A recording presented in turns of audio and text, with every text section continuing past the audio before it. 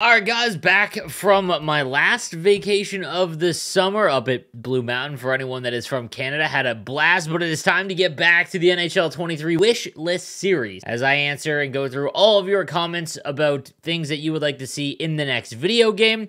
And again, I'll give you my background and things that I can and can't answer. I'll let you know based on just my, seeing what's going on in the background with the developers. So let's get right into it. The one thing I will say, guys, please, if you are watching these videos, subscribe to the channel. I'm closing in on 40,000. I would love to break that plateau. Really appreciate all the support so far. But yeah, if you're coming back regularly, just bang the subscribe button. All right, let's get into it. Let's start with Poggers, who says, we've got to get better servers within the next 5 years at least. EA should really address this. Really frustrating for players who are not near servers. It's basically a complete different game for us. So this is a big thing that I remember back about 4 years ago, and everyone just basically clamored for server-based games because we were playing on peer-to-peer. For anyone that doesn't know what peer-to-peer is, that's basically where you match up. It's what we have in Versus still. You match up, and you're both on the same connection, essentially. So you're both on a shared connection. So if someone has bad internet, you're both going to experience the bad internet play, which a lot of people didn't like. Because they didn't know what server-based NHL would play like. The problem with server-based games for NHL is the way the game is played. So, in every game, you experience latency. Call of Duty, for example. If you play Call of Duty and you have a bad connection to the server, you won't notice it nearly as much as you will in NHL. And same thing with MLB, for example. Even in MLB, whenever there's latency, it freezes until there's a strong enough connection to actually go through the pitch, which is like a nice feature that they have, but that's because it's stop and start. It's not like in hockey where it's constant motion. So, like, adding more servers would definitely be beneficial. It's an extreme cost. It's EA Sports. They should be able to afford it. But if they have an allotted budget, let's say they use the Amazon servers. There's a guy by the name of Rex on Twitter. He's just a guru with this stuff, and you can actually see where all the servers are located. But for players that there's a lot of parts of Europe that struggle with this, specifically in Canada and the US. Definitely, if you're in that central region, the big issue is that if you're in Alberta, let's say, the central server is technically located like in Ohio. Because that's like the most central place they could get based on AWS. But nonetheless, I would love to see more servers. That's obviously a huge thing. If it means less developers, like not hiring 2 more developers to work on the game and adding in another server, I don't know. Again, this is just trades. In a perfect world, they're a billion-dollar company. They should, but I think people get lost in the fact that EA Sports, billion-dollar company. EA NHL, much different. They are a feeder from EA Sports, but you have to understand that when EA is running that company, it feeds into FIFA, feeds into Madden, and then NHL and now I guess UFC gets the runoff, and it's going to get even worse when golf and when the Masters and NCAA come out. But I would love to see more servers, obviously. I just don't know when we will. I'm trying to think of the last time we got a server. I think we got one in Germany for the Euros. And again, remind me if I'm incorrect. But I believe we did get one in Germany recently. The last one, I think, in North America was southwest near Dallas. But other than that, it's tough. Yeah, because when you match up, on Southern Ontario, probably one of the worst spots you can be. Obviously, West has harder connection to the server, but when you're playing people, they also have bad connections to the server. If you're in Southern Ontario, for example, my normal ping is 25, and my closest server is technically Quebec, meaning that I'm pinging Quebec at 25, but the guys in Quebec get 2.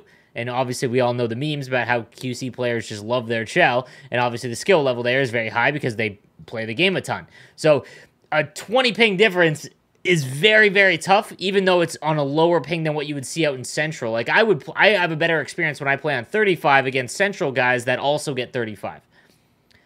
Mark says, they should add blocking penalties. Pisses me off when I try to chase the puck and the other guy just blocks so that his CPU gets the puck first. IRL, that's a penalty. Should also be the case in game. Man, so this is, I think what you're talking about is This stems from ESHL. So if you ever seen this, guys, it'll be someone holding out R1, the skill stick, and they'll basically skate into their guy and allow their CPU to keep going. You see this a lot in World of Chell, and it's becoming more and more prevalent in this game. 100%, that's interference. That is literally called, but because you're not tripping, and you're not activating a hit animation, you're literally holding out your stick and just being in the way. It's not triggering a penalty, but I agree that's something that definitely should be addressed. Pros is Ace Sleeves without obvious cross features. There needs to be more different stats for each player, and I would like to see more sets and menus to grind because of the gameplay, similar to FIFA. Edit, also, if offline player stats could be separated from online stats, that'd be huge. This has 11 likes on it, guys. This is the most liked comment of all of them, so I definitely want to get to this. I agree. If you go to MLB, they show you offline and online, but they have insane amount of advanced stats. You can see your how many how many at bats per home run, so you can really see after like 100 games of the guy what you're doing, which is obviously a huge benefit. I think in NHL, it is the most basic tracking system, and I think that leads to a lot of issues with objectives. We can't have objectives because block shots don't activate correctly. It's just it's kind of a mess. Hits are kind of hit or miss, no pun intended.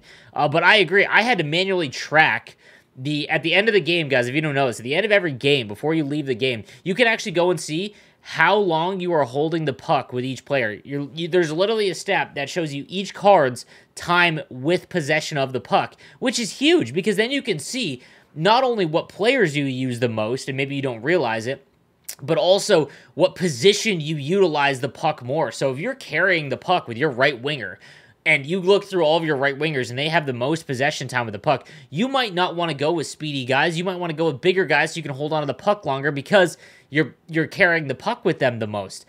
So again, I think that's just definitely, I 100% agree. And I think this is a tech issue that they need to work out on the back end, but I agree. I think there's no leaderboard. I mean, we've said this a million times. I've almost given up on the fact that there's no leaderboard. I remember when they took it away in 20, it was when I played the alpha. It was the first thing I mentioned. I'm like, where's the Rivals leaderboard? Like, I don't know why they don't think that's important, and maybe the player base doesn't realize how important a leaderboard is, but the mentality of each game changes drastically when there is a finite result that will be public. And to be honest, I don't want to get too over the top here, but I'm noticing it more and more in video games where they almost don't want to show those kinds of stats because they don't want to discourage people. And I'm not going to go into like the soft generation or anything, but I'll use Halo, for example.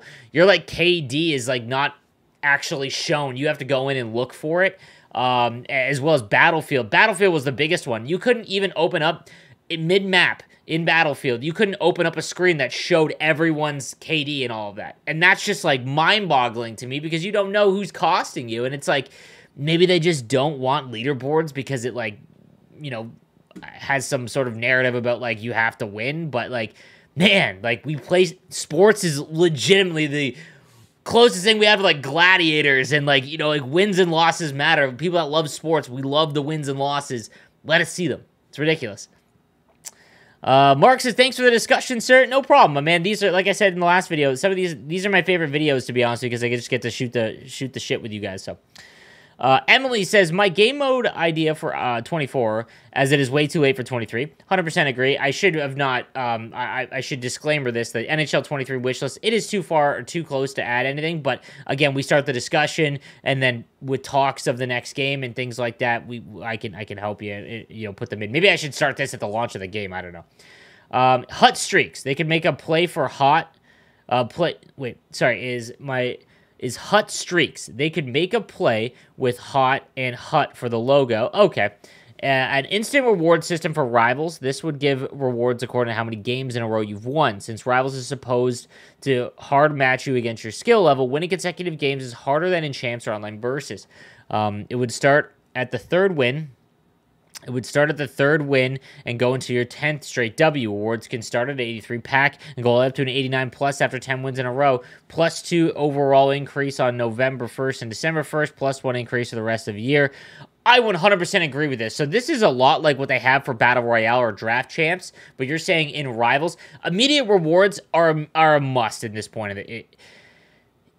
I don't know. There's a lot of archaic formulas that is in not just NHL, but like a lot of Ultimate Team modes where they just stick to it for so long that it is just so monotonous. So, like, I don't get why they have to wait until Wednesday for rewards. We should 100%, if we hit a certain tier, give us those rewards. Like, 100%. And, you know, if getting, you know, a certain rank, okay, then I understand. But if it's, you know, winning 10 games in a row and 89 choice pack at launch of the game would be amazing.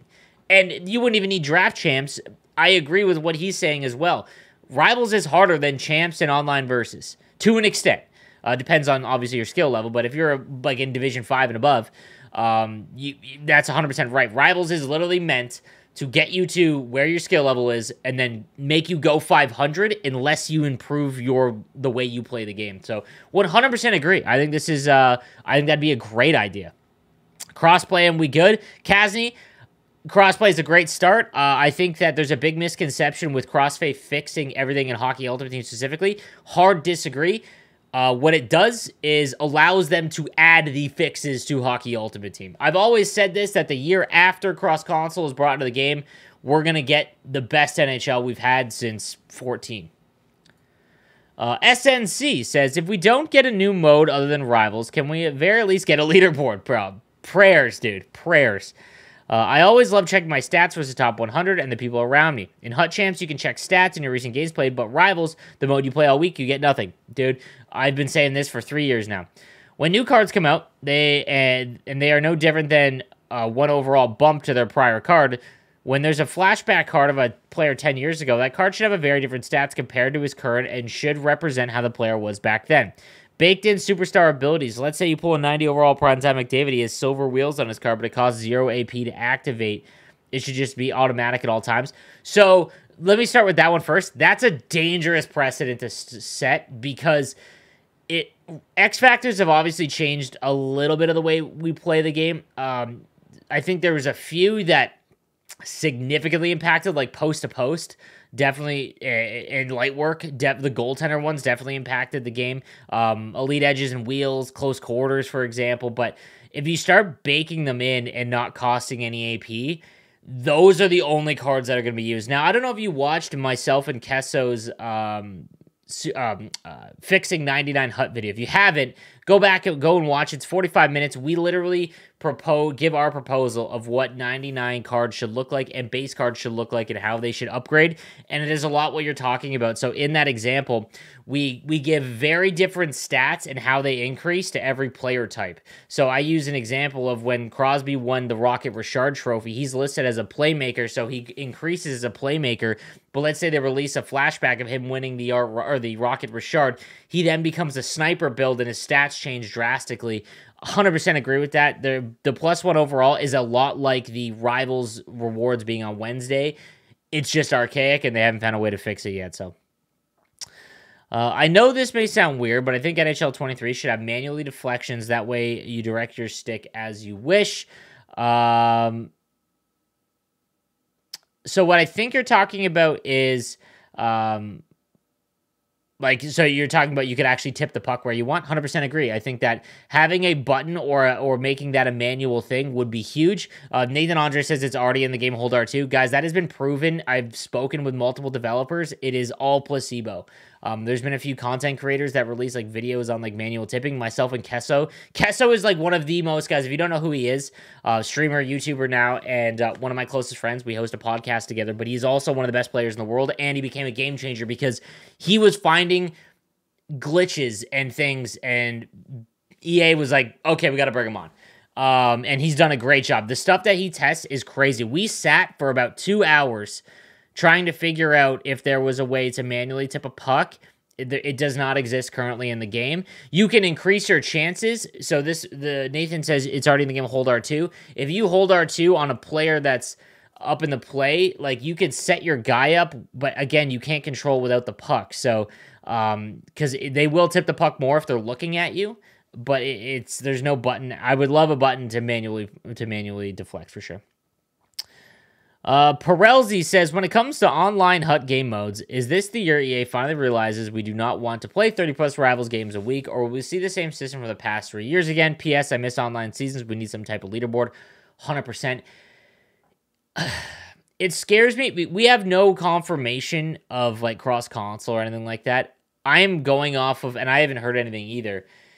I am going off of like, if it's been very quiet as a game changer. So again, I'm peeling back the curtain a little bit. It's been very quiet, and that makes me think that cross console is like what they focused on. The problem with that, and I know just because of the resources and the development time that probably takes, I don't know how much more we would get other than cross console if that is the case, if cross console comes out, right? So it does scare me in terms of like stuff to do. But obviously, it's a huge step in the right direction because the player base is like together. Hopefully, it's cross-market. You know, like then the market is booming. Like there's a lot of things that would improve. But if it's rivals, champs, squad battles, rush, repeat, that is, I made a video about this. That is 4 years in a row that is the game cycle. And as a consumer, that's pathetic. So. Corey Tom says, in ESHL, to have the ability to change a human-controlled goalie. Once a game, like in timeout, you can swap positions with a human-controlled skater for goalie. I don't know if you're... Oh, in ESHL. Oh, like to swap out and change positions? That would actually be so sick. I know that there's major technical issues with goalie changing. I mean, dude... If you guys don't remember, there was a decent glitch where if someone brought in their backup goalie in HUT, it would freeze the game and give them a loss. And it sucks because they didn't fix it. They just made a Band-Aid where you can't change your backup goalie. So in HUT, it's like, I would love it because I think now you're starting to see goaltenders are starting to separate a little bit. Like there's more than just one type. It's no longer just Ben Bishop. However, you can go that route and it's great. They've really hammered some of the stats on some of the goaltenders. So, like, let's say you have a bigger goaltender that's got slow speed, has a harder time stopping one-timers, and the player you're playing is just firing one-timers at you. He's not taking short-side wristers, which is what big goaltenders are great at. He's taking just those one-timers. Imagine you could bring in a backup goalie that you had that had post-to-post and had a lot of speed. Like, that would be phenomenal, and I wish they'd bring it into the game, but it's a tech issue for sure, because last time it was in the game, it broke it. Soul, I get it. Crossplay is essential, but there's so many things to improve it from 22. Lots of bugs, gameplay is mech, hard upgrades, game modes. 22 is one of the worst since NHL in a long time. Makes me laugh a bit when someone say that all we need is crossplay. Soul, I am with you 100%. I just talked about this in a prior question, or prior comment. Crossplay allows them to fix the game, on an exponential level. There is 22. I've been really critical of 22. Gameplay, I think, is very polarizing this year because they went very sim-based to mimic what the real thing is like, and what it ended up with. In real hockey, there is tons of micro, lucky, random occurrences that in a video game, when you are controlling it, I don't know if everyone wants that. Again, I'm talking about online play, guys, not offline. I completely understand. I think that for offline play, this is probably one of the best years for gameplay.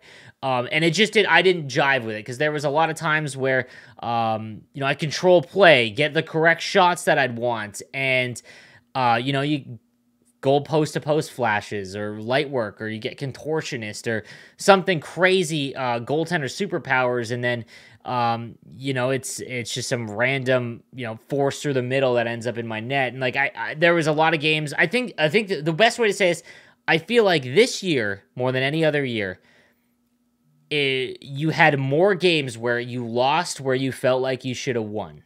That's the thing. And I'm very self-aware, guys. Like, when I lose and I get smashed, I know why. Like, I can tell when someone is outperforming because I cover the game at the highest level. Like, I got to see the GW. I've been the broadcaster for the GWC the last 2 years. Like, I can see it. But I agree. I think the gameplay is very polarizing because a lot of player base liked it. But the bugs, man. I think everyone forgets about the patch that broke the game and took out augmented reality, which was a back-of-the-box feature. In December, there was looping constantly. And then the 4 consoles and 4 markets. Like, I don't know how anyone can say that 22 was a good game. And when you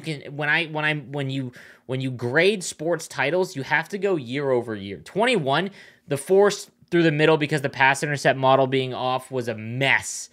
But from 22 to 20 or 21 to 22, we went backwards. We got the 4 separate markets, the 4 separate consoles. That right there sets them back a ton because our player base is so small. But I don't agree that crossplay is all we need. 100%. I've been pretty adamant about that.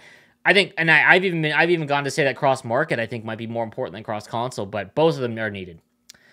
Victor says there's a few things that I wish for NHL 23. 1, cross-market. I hate the fact there's a lot of players that I want or need to buy.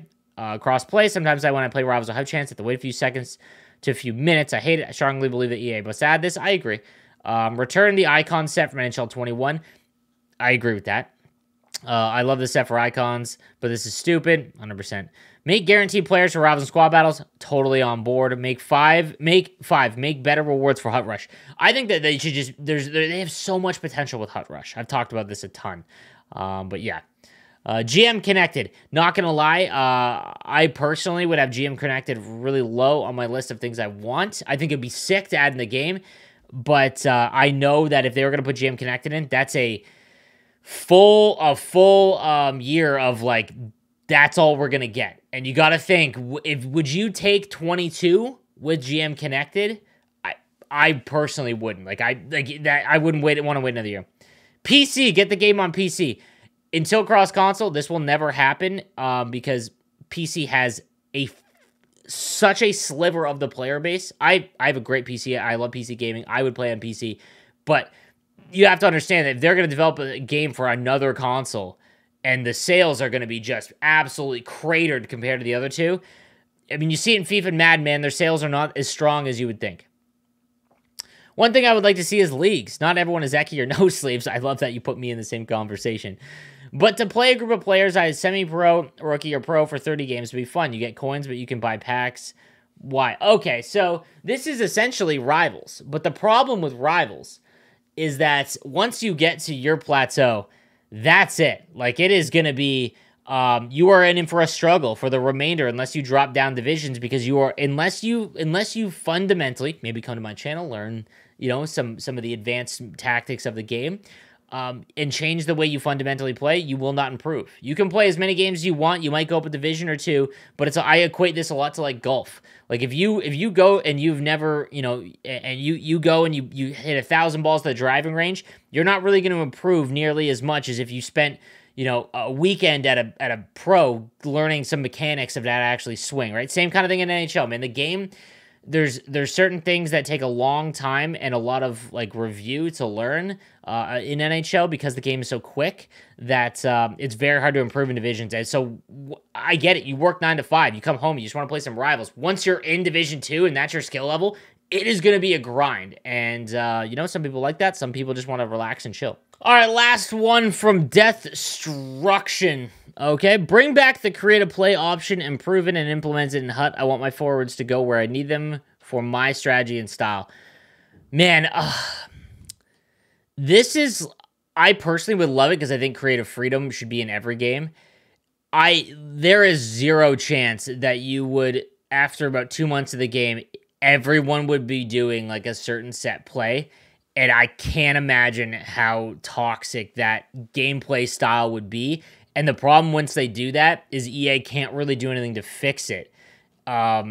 So that's tough. I think it would be fun, but in an online era where everyone just goes to YouTube to find out what to do, to find like the cheekiest, like, you know, sweet spot thing, that's dangerous, my man. But guys, that's going to do it for episode 3. I love all the comments and questions. Sorry as I can't get to everyone, but if you subscribe with notifications on and get your question in there quickly, you'll have a shot to be right on the next episode. I appreciate it. Guys, come check out the Twitch channel as well. 3 p.m. Eastern Time, twitch.tv/nosleeves12. I'll see you then. Have a good one.